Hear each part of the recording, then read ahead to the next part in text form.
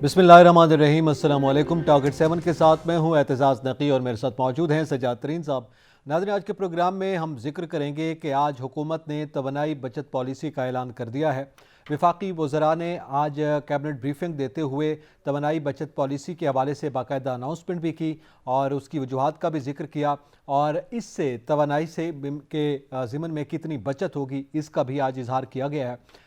इसकी क्या इम्प्लीकेशंस होंगी इस पर भी हम बात करेंगे और इसके साथ साथ किस तरह से बिलखसूस जो ये फैसले किए गए हैं कि शादी हाल रात 10 बजे और मार्केट्स और दुकानें रात 8 बजे 8:30 बजे तक बंद कर दी जाएंगी। इस पे रिएक्शन भी सामने आया है ताजरान की जानिब से और इसके साथ साथ बिलखसूस पंजाब हुकूमत ने अभी मुस्तरद किया है इसको, बल्कि उनकी जानिब से बयान सामने आया है कि इस पर सोच विचार के बाद और इमरान खान साहब से मुशावरत के बाद जो है देखा जाएगा कि तवानाई बचत पॉलिसी पर अमल दरामद करना भी है या नहीं करना। इसी तरह KPK की भी सिचुएशन है। तो ये दो सूबों के अलावा जो है किस तरह से दीगर मुल्क के हिस्सों में अगर इसका इतलाक़ होता है तो उसकी क्या सूरत हाल होगी, फिर ताजरान का जो रिस्पॉन्स है वो कितनी हद तक हुकूमत के लिए मुआवन या मज़ाहमत की शक्ल में सामने आता है, इस पर बात करते हैं। इसके साथ हम जिक्र करेंगे आज बिलावल भुट्टो जो मुल्क के वज़ीर ख़ारिजा हैं उन्होंने प्रेस कॉन्फ्रेंस की है और उन्होंने बहुत से पहलुओं के हवाले से, एक तो उन्होंने तनकीद की इमरान खान पर और जो सियासी उनकी ज़ाहिर रस्साकशी है उसका भी जिक्र किया, लेकिन उसके साथ साथ उन्होंने कुछ अहम बातें की। मुल्क को इस वक्त सिक्योरिटी के हवाले से जिन खदशात और तहफ़्फ़ुज़ात का सामना है और जो कि सिक्योरिटी इजलास में भी बाकायदा उसका इजहार किया गया है और उस पर सख्त फ़ैसले लेने का कहा गया है, उसके हवाले से भी वज़ीर ख़ारिजा ने आज कहा है कि गुज़िश्ता दौरे हुकूमत में, इमरान खान साहब के दौरे हुकूमत में दहशत गर्दी को इम्पोर्ट किया जाता रहा, अब भी इम्पोर्ट करने की वो बात कर रहे हैं और उसके हवाले से उन्होंने बड़ी डिटेल बात की है, जबकि हम दहशत गर्दी का मुकम्मल ख़ात्मा करेंगे इस अज़्म का भी उन्होंने इजहार किया। साथ साथ हम जिक्र करेंगे कि इमरान खान साहब ने गुफ्तगू की, आज उन्होंने मईशत के हवाले से बात की, चूँकि वो एक तकरीब थी जिसमें इससे पहले साबिक वज़ीर ख़जाना शौकत तरीन ने भी गुफ्तगू की और उन्होंने ये वाज़े किया कि उनके दौरे हुकूमत में किस तरह से मुआशी सूरत हाल बेहतर थी और मौजूदा दौरे हुकूमत में किस तरह की गलत पॉलिसियों की वजह से मुआशी सूरत हाल जो है वो ख़राब हो रही है और उन्होंने मौजूदा हुकूमत को इस मुआशी सूरत हाल का और बिलखसूस जो दिवालिया होने के खदशात का इजहार बार बार किया जा रहा है PTI की जानिब से, उसका ज़िम्मेदार ठहराया है। इस पर बात करेंगे।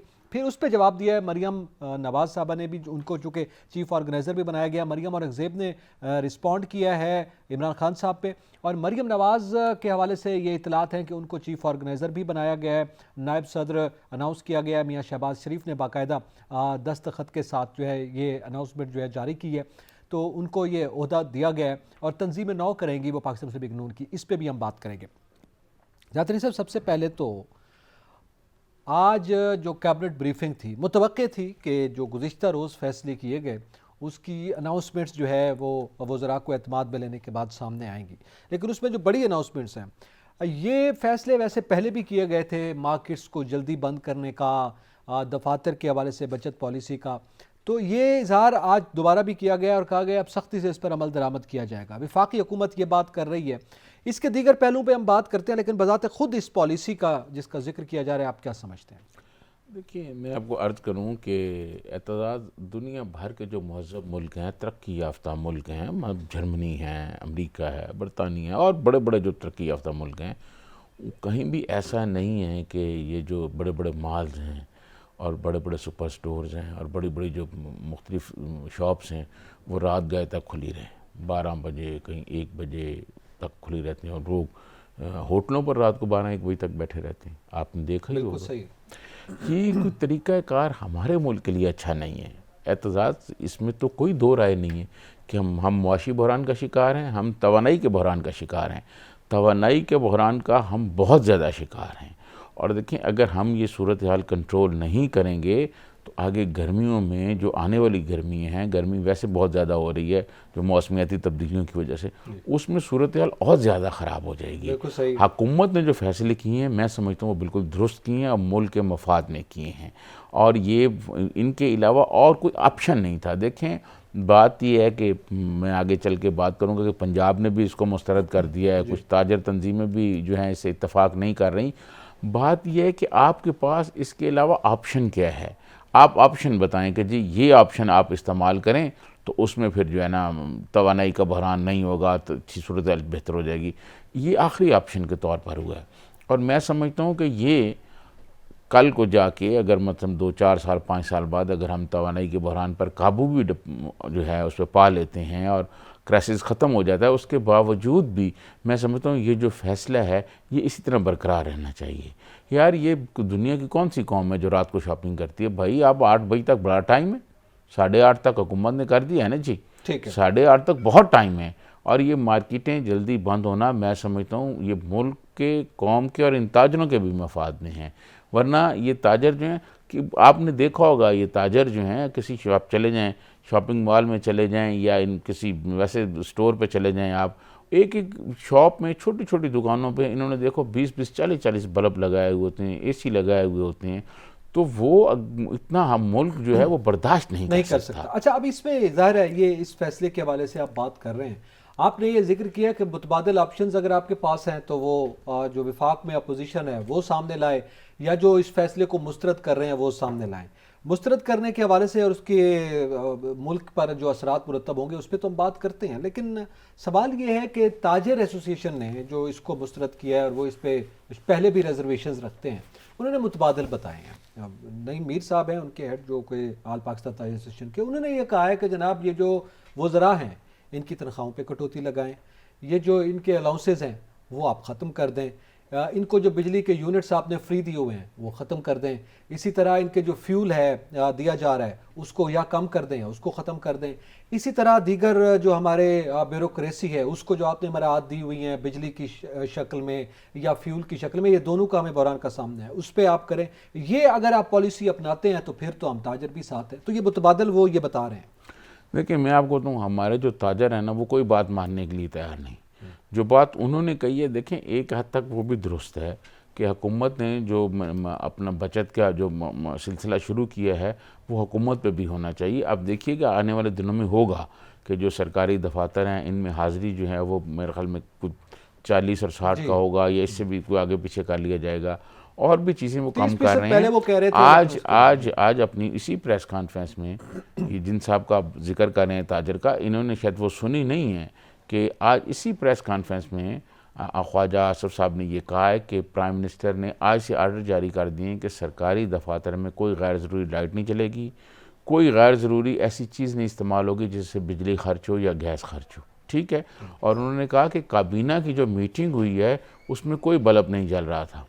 ठीक है। ये बड़े दिन की रोशनी में ये काम किए गए हैं। भाई आप दिन की रोशनी में काम करें। आखिर क्या वजह है कि ताजर सुबह नहीं आ सकते? सुबह आएँ, मार्केटें सुबह खुली जाएं, रात को आप सुबह आप 8 बजे खोलें मार्केट और रात को आप 8:30 बजे तक रहें ना जी, 12 घंटे रहें, आपको कौन रोकने वाला है? ठीक है। ये बात कहना कि हुकूमत कोई फैसला करे मुल्क के मफाद में, कौम के बेहतरीन मफाद में, तो आगे से रिएक्शन करना, ये तो कोई बात नहीं है। फिर हुकूमत को अपने रेट मनवाने के लिए, रियासत को अपने रेट मनवाने के लिए फिर एक्शन करना पड़ेगा।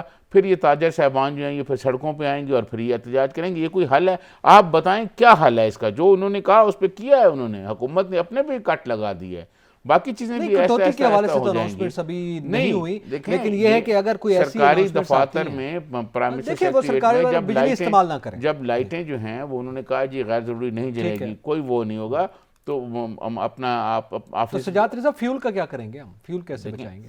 फ्यूल का भी अगले मरहले में सरकारी उस पर ये फ्यूल का भी कट लगेगा। ये गैर ज़रूरी गाड़ियाँ नहीं चलेंगी। आप देखिएगा सरकारी गाड़ियाँ पहले ही नहीं खरीदी जा रही।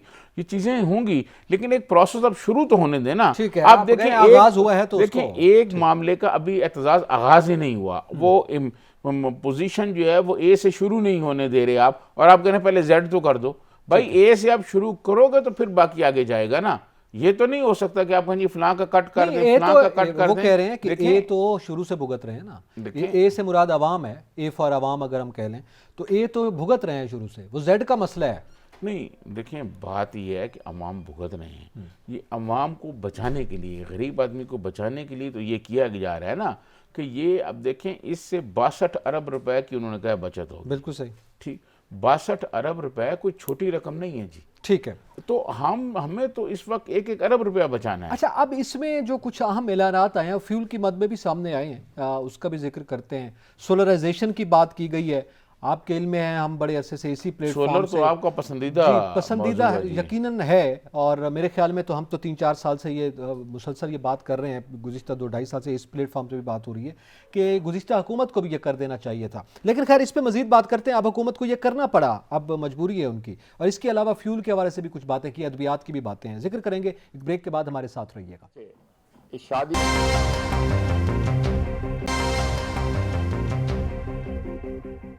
वेलकम बैक नाज़रीन। हम जिक्र कर रहे हैं तवानाई बचत पॉलिसी के ऐलानात सामने आए हैं, और ख्वाजा आसिफ ने आज गुफ्तगू करते हुए, वफाकी वज़ीर है, उन्होंने ये जिक्र किया है कि इससे 62 अरब रुपए की बचत होगी, और हुकूमत का यह कहना है कि इस पर सख्ती से अमल दरामद करवाया जाएगा। इस हवाले से गुफ्तगू करने के लिए हमारे साथ लाइन पर मौजूद हैं माहिर मुआशी उमूर हैं और किसी तारुफ के मोहताज नहीं, जनाब आबिद क़य्यूम सुलहरी साहब। बहुत शुक्रिया आबिद क़य्यूम सुलहरी साहब वक्त देने का। आपसे हम जानना चाहेंगे कि आज तवानाई बचत पॉलिसी का ऐलान किया गया, अब इसकी अगर इम्प्लीमेंटेशन होती है तो जो हुकूमत कह रही है कि 62 अरब रुपए तवानाई की मद में हमें बचत होगी, आप क्या समझते हैं? और फिर इसके साथ बताइएगा कि जो मुआशी सूरत हाल है उसमें कितने ज़रूरी हैं ये इक़दाम।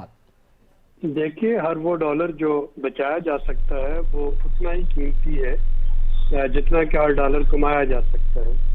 और हम जानते हैं कि इस वक्त पूरी दुनिया जिस तरह के रिसेशनरी फेज से गुजर रही है, उसमें पाकिस्तान जैसे ममालिक के लिए ये मजीद मुश्किल होता चला जाएगा मुआशी सूरत हाल।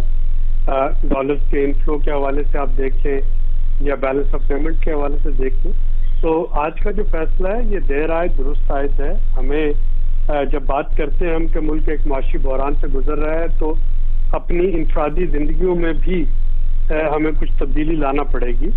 और सबसे बेहतर तब्दीली यही है कि हम अपनी जो एनर्जी का तवानाई का इस्तेमाल है उसको रैशनलाइज कर सके, और जो ना सिर्फ ये हमारे जो एनर्जी की इंपोर्ट है उसको में इससे कमी आएगी, बल्कि ये इन्वायरमेंट और क्लाइमेट के लिए भी बेहतर है कि आपका कार्बन फुटप्रिंट जो है ये कम होगा। हमने देखा कि कोविड के दिनों में भी दुकानें जल्दी बंद की जाती थी, बाजार जल्दी बंद होते थे, शादी हाल जल्दी बंद होते थे, और निज़ाम ज़िंदगी मामूल के मुताबिक चलता रहा। तो अगर उस वक्त ये सारा कुछ हो सकता था जबकि मौसम गर्मा था, तो अब जबकि मौसम बेहतर है, आप दिन के टाइम पे जाके अपनी शॉपिंग कर सकते हैं, तो फिर आप रात को क्यों शॉपिंग करने पे बजिद होंगे। तो मेरा ख्याल है कि अगर ये बाजार और मार्केटें जल्दी बंद होती हैं, अगर शादी हाल जल्दी बंद होते हैं, जैसा कि वफाकी हुकूमत ने कहा, अगर सरकारी अदारों में 30% तवानाई की बचत होती है, और ये जो इनएफिशिएंट हमारे बिजली के अप्लायंसेज हैं, पंखे हैं, अगर उनकी जगह बेहतर टेक्नोलॉजी आती है तो ये साफिन के लिए भी बेहतर है जिनके बिजली के बिल कम होंगे, और ये हुकूमत के लिए भी बेहतर है कि उसका इम्पोर्ट का बिल कम होगा। आबिद सुलहरी साहब, ये बताएं कि मुल्क की मुआशी हालत को बेहतर बनाने के लिए हुकूमत को और क्या इकदाम करने चाहिए? ये एनर्जी का सेक्टर में तो हो गया है, मुआशी सूरत हाल बेहतर बनाने के क्या इकदाम होने चाहिए? देखिए, इस वक्त मुआशी सूरत हाल से मुराद अगर आपकी महंगाई पे काबू है तो वो तो इस साल में नहीं पाया जा सकेगा। पिछला साल भी इन्फ्लेशन का था, ये साल IMF की जो हेड है उसने इतवार वाले रोज अभी एक प्रेस कॉन्फ्रेंस में कहा कि तकरीबन 1/3 दुनिया रिसेशन में जा रही होगी इस साल, जो एनर्जी और फूड के जो इन्फ्लेशन है। तो जाहिर है कि इस वक्त हमें देखना है कि हम आवाम को कहाँ कहाँ पे रिलीफ दे पाते हैं। स्पेशली हमने देखा कि गंदम की, आटे की कीमतें बढ़ती चली जा रही हैं। ये अगेन एक जो सियासी बहरान था पंजाब में, उसमें गलत फैसला हुआ कि मई के महीने से फ्लोर मिल्स को जो थी सरकारी गंदम उसकी फराहमी शुरू होगी, जो कि सितंबर अक्टूबर में की जानी चाहिए थी। और अब ये सूरत हाल होगी कि सरकारी गंदम खत्म होती चली जा रही है और प्राइवेट सेक्टर में स्टोर्ड गंदम जो है वो मुंह मांगे रेट अपने लगा रहे हैं, जिसकी वजह से आटा महंगा हो रहा है। तो हमें थोड़ा सा प्लानिंग को देखना होगा कि हम बेहतर प्लानिंग कैसे कर सकते हैं, एटलीस्ट एनर्जी और फूड के मामलात में। टारगेटेड सब्सिडीज जो है वो जो हमारा जो लोअर मिडिल क्लास है, लोअर इनकम अर्नर ग्रुप है, उनके लिए टारगेटेड सब्सिडीज कैसे दी जा सकती हैं ताकि ये सब्सिडीज वहाँ पे दी जाए जहाँ पे वाकई इनकी ज़रूरत है, और जहाँ जहाँ पे हम रैशनलाइज कर सकते हैं अपने इस्तेमालात को, अपने इस्तेमाल को, उसको रैशनलाइज करने की ज़रूरत जो है उस पर फोकस किया जाए। और चंद जो हमारे ब्लैक होल्स हैं इकॉनमी में, उनको हमें फिल करने की ज़रूरत है। हर हुकूमत जो है वो प्राइवेटाइजेशन की तरफ जाती है, लेकिन उसकी अपोजिशन उसको प्राइवेटाइज नहीं करने देती। एनर्जी सर्कुलर डेट जो है वो एक अफ्रीक की शक्ल इख्तियार करता चला जा रहा है, 2.5 ट्रिलियन से भी बढ़ गया है। तो हमें ये जहन में रखना होगा कि अगर ये ब्लैक होल्स हम आज बंद नहीं करेंगे तो हम आने वाली नस्लों को एक बावकार तर्ज जिंदगी से महरूम कर रहे होंगे, क्योंकि ये उनको भुगतना पड़ेगा। आप बस सुलैनी साहब ये बताएं कि जो इंट्रा बैंक में डॉलर का रेट है वो कुछ और है, बाहर हुंडी हवाला में रेट और है, ये बड़ा फर्क है। इस गैप को कैसे कम किया जाए, इसके लिए हुकूमत क्या इकदाम करे? हमारा रब्ता मुनक़ता हो गया है। आबिद सुलैनी साहब हमारे साथ लाइन पर मौजूद थे। आपका बहुत शुक्रिया आबिद सुलैनी साहब, उन्होंने कीमती वक्त दिया है। यकीनन वो इस पे बात करते, और इस पे जो है वो आबिद सुलैनी साहब अभी बात कर रहे थे, लेकिन इससे पहले चेयरमैन पीटीआई इमरान खान साहब वो करंट अकाउंट खसारे की बात कर रहे हैं। वो कह रहे हैं इस पे अगर काबू ना पाया गया तो तमाम तर जितने आपके प्लान्स हैं वो फेल हो सकते हैं। वो खैर उनके उसमें बात करते हैं। अब सवाल ये है कि एक जानिब तो ये फैसला हुआ है, और इसके साथ साथ उन्होंने कहा जी अद्वियात की कीमतों में गुज़िश्ता हुकूमत में महंगाई हुई थी, हम उनको कुछ में 54 अद्वियात को फिक्स कर रहे हैं, उसमें से कुछ अद्वियात की कीमत को कम कर रहे हैं जो इंतहाई ज़रूरी हैं। ये अच्छे फैसले अपनी जगह पर हैं। सोलर पॉलिसी का भी हम ब्रेक से पहले जिक्र कर रहे थे। सोलराइजेशन के हवाले से गुज़िश्ता हुकूमत ने तो कुछ नहीं किया, मगर इसमें भी बड़ी मुश्किलात हैं। अब आज ख्वाजा आसिफ साहब ने खुद उसका इजहार किया कि नेट मीटरिंग के हवाले से जब कोई अप्लाई करता है तो उसका पावर सेक्टर में अगर वो जाता है तो धक्के खाता है और बड़ी मुश्किल प्रोसेस है। तो उसको भी मेरे ख्याल में हुकूमत की जिम्मेदारी है बेहतर बनाना। आपने तो बड़ा पार्लिमानी लफ्ज़ बोला है धक्के खाने वाला, उन्होंने लफ्ज़ बोला है कि खज्जल किया जाता है, लफ्ज़ खज्जल बोला है उन्होंने। खज्जल से मुराद ये कि बहुत ख्वार किया जाता है आदमी को। प्रॉब्लम ये है हमारे जो महकमे हैं ना, ये मुख्तलिफ महकमे, आप यहाँ कोई आदमी इंडस्ट्री लगाने के लिए आ जाए 14 महकमों से उसकी एनओसी लेनी पड़ती है, और जनाब वहाँ मुंह खोल के बैठे हुए हैं। एक से एक आदमी जो है वो बड़ा सा बड़ा बैठा हुआ है, और वो करप्शन ही करप्शन बिल्कुल सही है। और ये महकमों की जो कारकर्दगी है इनको बेहतर बनाना बहुत ज़रूरी है। अब देखें बात यह है कि लोगों ने ये कम अज़ कम बहुत कम आप लगाएं छोटा सा प्लांट जिसमें एक आधा 2 एसी चलें, वो 10-12 लाख रुपए का है। हमारे जो एंकर हैं ये सारे मुआशी सूरत हाल देखते हैं, अरसलान साहब, उन्होंने मुझे ये बताया कि 10 से 12 लाख रुपए लगते हैं कि आप ये 2 एसी के लिए अगर आप लगाएं। अब एक आदमी, गरीब आदमी जो इतनी थोड़ा सी उसकी पोजीशन है, वो 8-10 लाख रुपए लगा के ये करेगा, फिर मीटर लगाने के लिए उसके साथ वही होगा जो ख्वाजा आसिफ साहब कह रहे हैं। तो हुकूमत को अपनी पॉलिसियाँ भी देखनी चाहिए कि ये जो अपनी उनकी पॉलिसी हैं उनमें क्या क्या मसाइल हैं, क्या क्या वहाँ जो है लूप होल्स हैं, क्या क्या वहाँ जो लोग बैठे हुए हैं उन पर कैसे एक्शन करना है, ताकि आम आदमी को अगर हुकूमत ये कह रही है कि वो तावन करे और वो अगर सोलर की तरफ जाना चाहता है, तो मैं समझता हूँ हुकूमत को थोड़ा सा अपनी पॉलिसी बेहतर बनानी होगी। फिर ख्वाजा आसिफ साहब ने एक और बात भी कही है एतजाज़, उन्होंने ये कहा है कि हम ये जो बिल्डिंग कोड्स है इसमें भी एक तब्दीली ला रहे हैं। उन्होंने कहा शीशे की बिल्डिंग है और कंक्रीट की बिल्डिंग, लोहा, ये पहले आप एसी लगाएं, पहले ये दीवारों को ठंडा करते हैं, फिर उसके बाद जो है ये आपको ऑब्जेक्ट्स को ठंडा करते हैं, उसके बाद देखें ये बात उन्होंने बिल्कुल सही कही है। उन्होंने हवाला दिया कि जी मुगलों के दौर, मुगलों से पहले के दौर, अब आपका मेरा ताल्लुक मुल्तान से है, आप देखें मुल्तान में कई बिल्डिंग ऐसी हैं ना, आप मुल्तान का किला देख लें कि कितनी बड़ी इमारत है और उसमें सीमेंट नहीं है इस्तेमाल हुआ, उसमें बहुत सारी दीवारें मैंने देखी हैं, आपने कदीम और मट्टी से और बड़ी अजीब ज़बरदस्त बनी हुई हैं। तो इसमें वो तब्दीली कह रहे हैं कि इसमें भी हम तब्दीली लाएंगे। फिर ये हाउसिंग सोसाइटीज़ जो हैं, ये हाउसिंग सोसाइटीज़ का एक जो इतवार बाजार लगा हुआ है जी इस मुल्क में, ज़राई ज़मीन ख़त्म होती जा रही है। आप GT रोड पर निकलें यहाँ से लाहौर तक, लाहौर से मुल्तान तक, आपको हर जगह हाउसिंग सोसाइटी नजर आएंगी। बिल्कुल सही। इन हाउसिंग सोसाइटियों को भी मेरे ख्याल में किसी दायरे में अंदर लाना चाहिए कि जो हाउसिंग सोसाइटी वहाँ पर आप नई बनाए या लोग कोई घर बनाए, वहाँ पर कुछ सोलर का इंतजाम, को मुतबादल तवानाई का इंतजाम वो करें। इनके पास बहुत पैसे हैं जी, जितने सोसाइटी पे मतलब यह पाबंदी आयद कर दी जाए कि आप प्रॉपर्टी टाइकून्स हैं, इनके पास बहुत पैसे हैं, ये लगाएं जी वहाँ पर अपना। ठीक है। इसी तरह इंडस्ट्री है हमारी, हुकूमत इंडस्ट्री को भी कहें कि इंडस्ट्री भी अपनी लगाए, तो हुकूमत आम आदमी के लिए अपनी पॉलिसी बेहतर करे, सोलर के हवाले से भी, सोलर के हवाले से। सोलर और मैं समझता हूं कि ये जो आपका बड़ा पुराना मुतालबा है, मैं वो दोहराना चाहता हूं कि बैंक से आम आदमी को पैसे मिलने चाहिए। वो तो हो गया है, वो तो चल रहा है। फिर एक और देखें, बात यह है कि यहाँ पाकिस्तान में मेरे ख्याल में जो लोग जिनके ज़ाती घर हैं उनकी तादाद बहुत कम है। बहुत ज़्यादा लोग हैं जो किराए पे रहते हैं, उनके लिए भी कोई पॉलिसी ऐसी होनी चाहिए और इसका सेटअप ऐसा होना चाहिए कि जनाब वो अगर किराए पे रहते हैं वो लगा लें, जब वो कहीं मूव करें, कहीं और जगह जाएं, तो उसको उतार के वो होने चाहिए। इसके लिए भी कोई हुकूमत सहूलियात पैदा करे, ठीक है। ताकि इस पे आम आदमी जो है वो इसको लेकर चले और ये जो तवानाई का बहरान है ये कम से कम हो। जी, कुछ अच्छे फैसले इस हवाले से हुए हैं कि डायरेक्ट जो पे करेंगे वो अगर कोई कंपनी या कोई इंडस्ट्रियल एरिया करता है, तो मेरे ख्याल में वो अच्छी पॉलिसी है जो इससे पहले सामने आई है।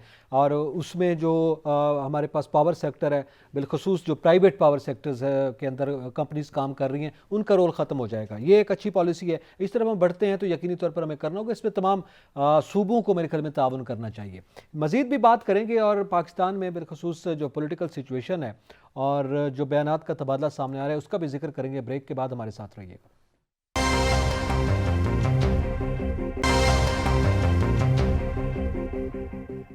Welcome back. बात कर रहे हैं जो आज तवानाई बचत पॉलिसी का ऐलान हुआ है, उसके मुख्तलिफ एंगल्स भी हैं। अब एक जानिब तो बज़ात खुद इसकी पॉलिसी है, लेकिन उसके साथ साथ उसकी कबूलियत का भी एक बड़ा अहम मामला है। ज़ाहिर साहब, हमने पहले ये बात की कि ताजरान तो उसको मुस्तरद कर रहे हैं, वो कह रहे हैं हम धरना देंगे, हम बाहर आएंगे, हम एहतजाज करेंगे। चलें, वो सामने आएगा, उसको कैसे हुकूमत हैंडल करती है वो देखेंगे।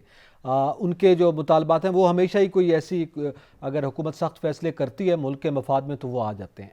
लेकिन ये पीटीआई को क्या हुआ है? यानी पीटीआई से मुराद पंजाब हुकूमत, काफ लीग की हुकूमत है, वो मुस्तरद कर दिया एक सूबे ने। देखें, बात यह है कि काफ लीग का तो सिर्फ नाम है ना, चौधरी परवेज भाई, बाकी सारी हुकूमत तो इमरान खान साहब की है।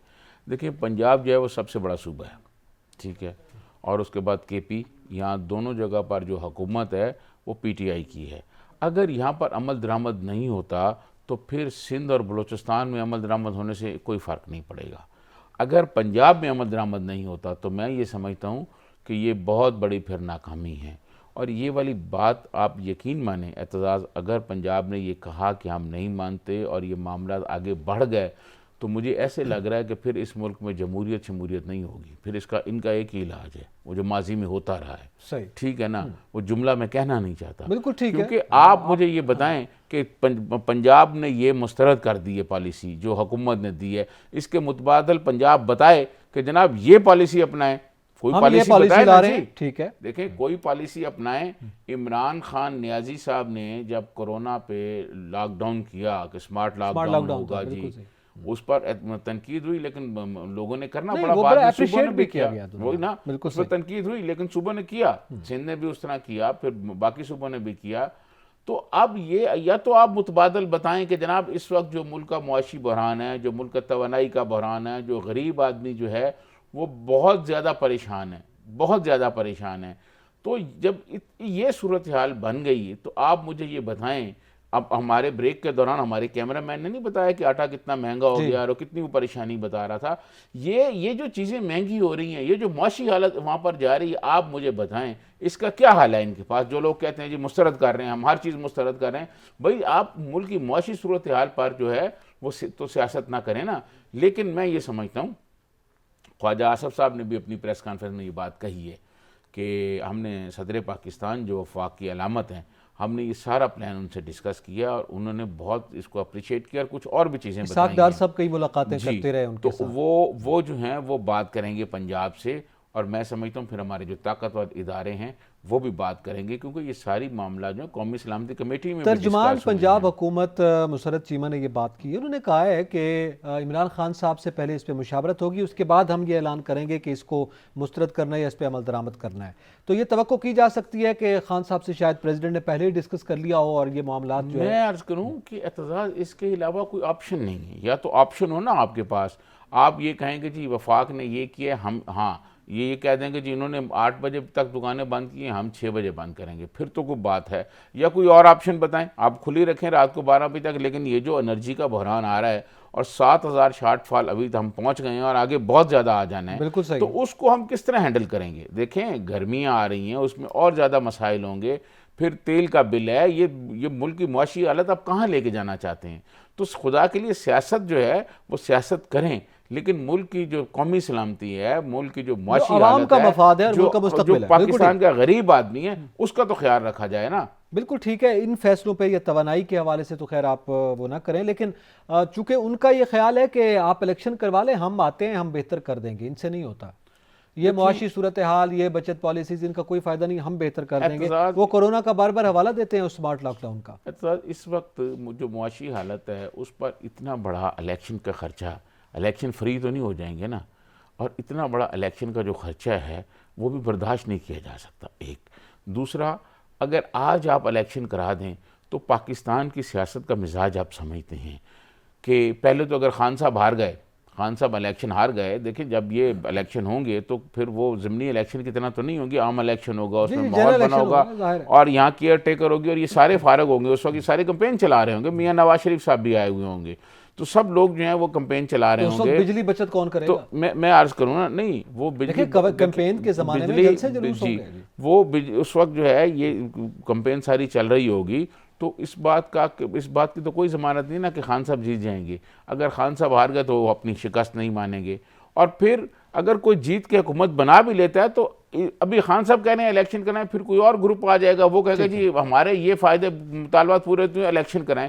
तो ये इलेक्शन इस तरह नहीं होते। पाकिस्तान को हमने चलाना है पाकिस्तान के आइन के मुताबिक। एक बुनियादी सा सवाल है, चूंकि ये खान साहब का मुतालबा है, अपनी जगह पे है, और अभी आपने बात की, हम बात इसी ज़िमन में कर रहे हैं। खान साहब ये कहते हैं कि इलेक्शन अर्ली करवा रहे हैं, ये कह रहे हैं वक्त पे होंगे, वक्त से चले 3-6 महीने 3-4 महीने तक जो है ना इंतखाबात होंगे। उस वक्त मुआशी सूरत हाल अगर बहुत इसी तरह खुदा न खास्ता रही और बेहतर ना हुई, जो कि ज़ाहिर है मुआशी माहिरीन कह रहे हैं कि ये साल बड़ा मुश्किल है, तो फिर इस साल क्या हम इलेक्शन नहीं करवाएंगे? हाँ, ये बिल्कुल आपने बहुत अच्छा सवाल किया। देखिए मेरे बहुत सारे माहिरीन से ये बात हुई है, तो उनका ये ख्याल है कि हाँ, जो असम्बली की मुद्दत है उसे 1 साल आगे बढ़ा दिया जाए, और 1 साल आगे बढ़ा दिया जाए जब तक मुल्क की मुआशी हालत बेहतर नहीं होती, इलेक्शन ना कराए जाएँ। इसमें तो कोई वो दो राय नहीं, और ये पाकिस्तान के आइन में मौजूद है कि आप ये कर सकते हैं। ये कोई गैर आइनी काम नहीं है। टेक्नोक्रेट्स की हुकूमत लाना और टेक्नोक्रेट्स की 2 साल के लिए बनाना, ये गैर आइनी काम है। ये इसमें पाकिस्तान के आइन में इसकी कोई गुंजाइश नहीं है। तो ये बात है, लेकिन मैं ये समझता हूँ एतजाज़ के ये जो 4-6 महीने हैं, इसमें इलेक्शन तक बहुत उम्मीद की जा सकती है कि ये जो मौजूदा हुकूमत है और मौजूदा प्राइम मिनिस्टर शहबाज शरीफ साहब की जो टीम है, ये आप यकीन माने कि बहुत मेहनत कर रहे हैं। ठीक है, और उम्मीद की जा सकती है कि मुल्क की मुआशी हालत को बेहतर बनाएंगे। अब सूरत हाल ये हुई कि हमारा ज़राई मुल्क है, सैलाब आ गया, सैलाब आने से हमारी ज़राअत जो है वो ख़त्म हो गई। कई आपको पता है जनूबी पंजाब हो, सिंध हो, बलोचिस्तान हो, कई गांव जो है वो सफ़ा हस्ती से मिट गए। वो लोगों की खड़ी लाखों रुपए की फसलें जो हैं वो खड़ी हुई ख़त्म हो गई, जिसकी वजह से यहाँ हमारे यहाँ आटे की क्राइसिस नज़र आ रही हैं और चीज़ों की क्राइसिस नज़र आ रहे हैं। ये ज़राई मुल्क है, तो ये चीज़ें हो गई ना। अब जो कुदरती आफत है उसके बारे में तो कुछ नहीं कहा जा सकता। इस पे एक और जो हम कहें वो भी एक कुदरती आफत ही हम कहें, या जो मसाइल का शिकार है। मेरी जब मार्केट में कुछ लोगों से मुलाकात, ये सब्ज़ी और फ़रोश जो है, तो जब बात होती है कि यार आप इस मौसम में वो फल और वो सब्ज़ियां जिन्हें सस्ता होना चाहिए था क्योंकि मार्केट में आ रही हैं, उनका सीज़न है, हमारे मुल्क में होती हैं, तो उनका ये कहना है कि फॉग की वजह से सिंध से और जनूबी पंजाब से या दीगर इलाकों से जो सब्ज़ी और जो फल आते थे वो उनके जो ट्रक्स हैं वो फंस जाते हैं, वो लेट हो जाते हैं, या फिर वो सब्ज़ी और फल ख़राब हो जाते हैं, उसकी वजह से भी रेट बढ़ गए। तो अब एक जानिब सैलाब है और दूसरी जानिब ज़ाहिर है जो हम फोग का और स्मोक की सूरत हाल देख रहे हैं, उसके नतीजे में जो सूरत हाल पैदा हो रही है वो फिर हम कह लें कि एक और उफ्ताद है हम पर। एतजाज़ हमारे मुल्क में ना जो सप्लाई एंड डिमांड, इसका बड़ा एक मसला है। फ़र्ज़ किया आप किसी मोहल्ले में जाके ये कह दें कि 2-4 लोग के जी आटा ख़त्म हो रहा है तो हम जो है आटा लेने जाना है, तो आप देखें पूरा मोहल्ला ही लगा होगा। ठीक है, वो सप्लाई एंड डिमांड, कहीं सप्लाई थोड़ी सी कम हुई तो वहाँ डिमांड बढ़ जाती है, और जिन लोगों के घर चीज़ें पड़ी होती हैं वो भी कोशिश करते हैं और लेके रख लें। ठीक, स्टॉक होता है। वो ये बात आपने ठीक है कि वो फोक की वजह से ताख़ीर हो रही है, गाड़ियों में जो सप्लाई है वो ज़रा लेट पहुंच रही है, इससे मसाइल हो रहे हैं। लेकिन मैं समझता हूँ ये जो फोग है ये भी अगले 2-1 हफ्तों तक इसका मसला रहेगा, उसके बाद ये क्लियर हो जाएंगी, चीज़ें बेहतर हो जाएंगी, बेहतरी की तरफ जा रही हैं चीज़ें। लेकिन सारी आप सियासत भी करें आप तनकीद भी करें, आप एक दूसरे की पॉलिसियों पर भी तनकीद करें, लेकिन जो मुल्क की मुआशी हालत है, जो मुआशी, इस पर सियासत नहीं होनी चाहिए। अच्छा, कम अज कम ना ताजर सियासत करें, ठीक है, ना हुकूमत के अपोजिशन वाले करें। अपोजिशन तो वैसे कोई नहीं है, हर पार्टी इस वक्त तो इक़्तिदार में है। अगर ये 13 पार्टियां यहाँ वफाक में इक़्तिदार में हैं, तो पीटीआई जो है वो मुल्क के 2 सूबों में इक़्तिदार में है। पंजाब सबसे बड़ा सूबा है, पीटीआई के पास है, केपी के उनके पास है, एजे के उनके पास है, तो बड़े सूबे भी उनके पास है। ज्यादा हुकूमत जो है वो इमरान खान के पास है। ठीक है, अगर खान साहब कहते हैं नहीं जी हम तो ये तवानाई बचत पॉलिसी नहीं मानते, इस हुकूमत को फेल करें जी, ये अगर हम बेताउन करते हैं इनके साथ तो ये सूरत हाल तो खराब होगी, आवाम को लाएं सड़कों पर। वो पहले ही महंगाई मार्च की बात कर रहे हैं। आपने बड़ी ज़बरदस्त और बहुत अच्छा क्वेश्चन पूछा। अगर खान साहब ये करते हैं तो फिर आपको याद है कि खान साहब कंटेनर पे खड़े होकर कहा करते थे कि अंपायर की उंगली उठने वाली है। फिर जनाब वो जो मैं कहता हूँ ना, तो फिर ये जमहूरियत कुछ नहीं होगी। फिर ये सारे जो है ना, हम ये 10 साल के लिए सड़कों पर ही नारे लगाते रहेंगे। देखें, बात यह है कि सबसे पहले मुल्क, अवाम, अगर आप उनका नहीं सोचते और अपने सियासी मफादात के लिए मुल्क को दाव पे लगाते हैं तो ऐसा कोई नहीं करने देगा। ऐसी कोई बात नहीं है कि ऐसा करने दें। और ये फैसले आखिर कुछ तो था ना जिसकी पर्दादारी है कि 25 लाख लोग लाने और इनसे इस्तीफा लेना और फिर अपने इस्तीफों का ऐलान करके चले गए। तो ये ऐसा नहीं होने देंगे। आप देखिएगा, ये पंजाब भी मानेगा और पंजाब को मानना पड़ेगा। ये बात नहीं है कि नहीं सिर्फ होगा। काबीना का फैसला नहीं मैं है, समझता हूं कौमी सलामती कमेटी के फैसले हैं और इन पर अमल दरामद भी होगा। चूंकि वो एक पेज पर है, हम वही बात कर सकते हैं कि तमाम स्टेक होल्डर्स मौजूद थे और सबका मुतफ़िक़ा फैसला है। इस पर मजीद भी बात करते हैं। इसके साथ साथ बिलावल भुट्टो साहब ने आज इमरान खान साहब पे भी तनकीद की और दूसरा हमारा बड़ा मसला भी है मुल्क के लिए सिक्योरिटी का, जो कि सर उठा रहा है, उस पर भी सर जोड़ के हमारी क़यादत बैठी है। उस हवाले से उन्होंने कमेंट किया, इस पर भी बात करेंगे। नाज़रीन, जहाँ पे वक्त तो एक ब्रेक का, हमारे साथ रहिएगा।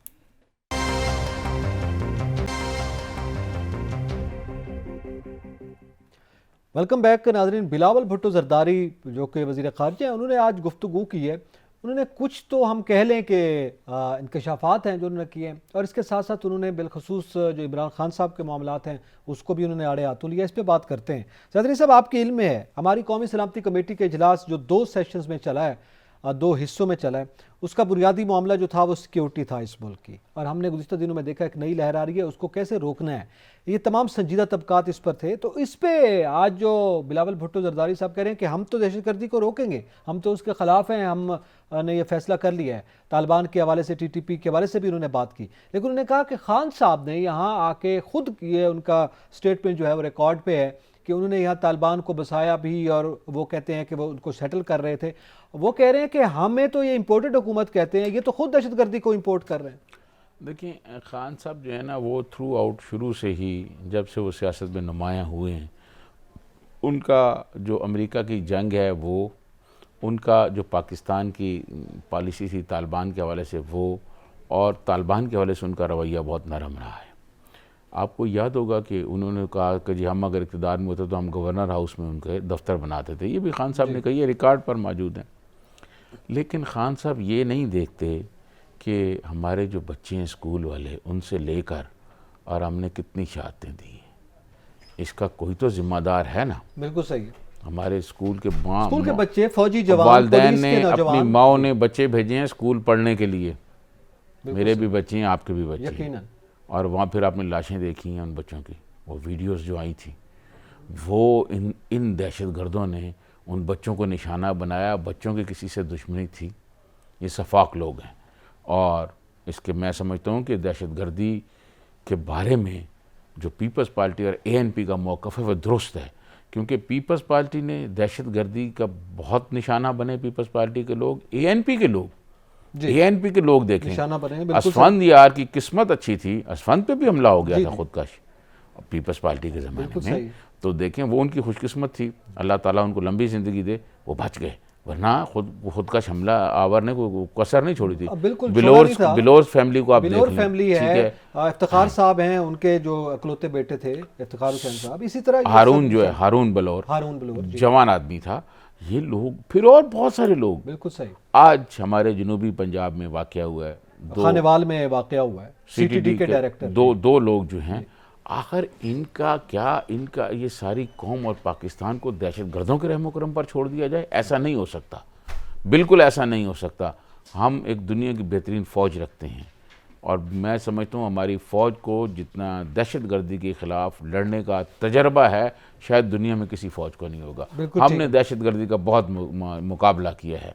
तो जो बातें बिलावल भुट्टो जरदारी ने की हैं, खान साहब को सोचनी चाहिए कि खान साहब उस सतह पे ना चले जाएं कि जहां मुल्क को नुकसान हो। सियासत करें, सियासत करना उनका हक है, लेकिन मईशत और सिक्योरिटी लेकिन मईशत और सिक्योरिटी और मुल्क की सलामती जो है उस पर ऐसी बयानबाजी ना करें जो उनके लिए भी नुकसानदेह हो, उनकी सियासत के लिए भी नुकसानदेह हो।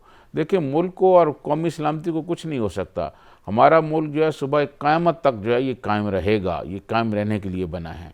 लेकिन ये जो खान साहब बातें कर रहे हैं, इनकी ये खान साहब की जो बातें हैं ये इनकी अपनी सियासत के लिए नुकसानदेह होंगी और मकबूलियत जो है इस तरह नहीं रह सकती कि इस तरह आप लोगों से बोलते रहें और झूठ बोलते रहें कि जी अमरीकी साजिश और कितने यू टर्न उन्होंने लिए। वो एक दिन आकर आ जाता है ऐसा कि जब लोग कहते हैं कि नहीं ये अब तो काम नहीं चलेगा, यहाँ आप कह रहे हैं वो एक्सपोज हो रहे हैं। मैं बहुत कुछ हो रहे हैं। अच्छा, लेकिन वो तो कह रहे हैं मियां शहबाज शरीफ एक्सपोज हो रहे हैं। देखें खान साहब के आज के, आपको मैं इसी में शामिल कर लेते हैं। एक तो उन्होंने वाइट पेपर, आपको पता है, वो जारी कर दिया मईशत के हवाले से कि ये था। दूसरा, आज शौकत तरीन साहब भी मईशत के हवाले से बोले हैं कि उन्होंने बड़े कंपैरिजन दिए, बड़ी स्लाइड्स चला के उन्होंने बताया कि किस तरह से हम बेहतरी की जानिब गामजन थे, किस तरह से इन्होंने आके बेड़ा गर्क कर दिया है। और वाइट पेपर तो जारी कर दिया, साथ साथ उन्होंने कहा IMF के पास जाना मजबूरी था। और लेकिन ये मामला नहीं है कि अगर हम IMF के पास चले गए तो हमारी मईशत का बेड़ा गर्क हो गया था, हम तो सूरत हाल बेहतरी की जानिब गामजन कर रहे थे।